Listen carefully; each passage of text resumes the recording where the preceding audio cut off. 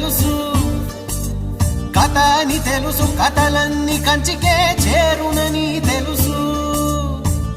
తెలుసు తెర తొలుగుతుందని, తెలుసు తెల్లారుతుందని, తెలుసు ఈ కట్టె పుట్టుకు మంటదని, తెలుసు ఈ మట్టి మట్టిలో కలిసిపోతదని.